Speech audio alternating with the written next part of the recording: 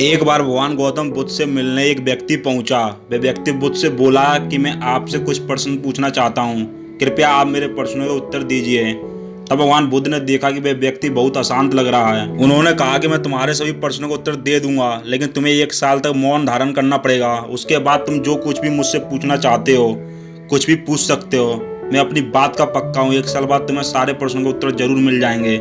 व्यक्ति ने बुद्ध की बात मान ली और मौन व्रत धारण कर लिया।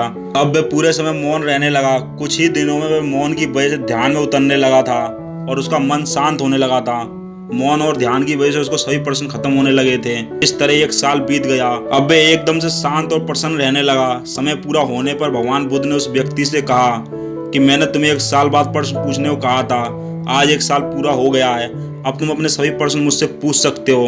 ये बात सुनकर व्यक्ति प्रसन्न होकर बोला कि आज मेरे पास आपसे पूछने के लिए कोई भी प्रश्न नहीं है। तब भगवान बुद्ध उस व्यक्ति से बोले कि जब तुम यहाँ आए थे, जब तुम्हारा मन अशांत था, और मन जब भी अशांत होता है, जब उसमें तरह तरह के प्रश्न उठते रहते हैं, अशांत मन परेशानियों का कारण बनता है।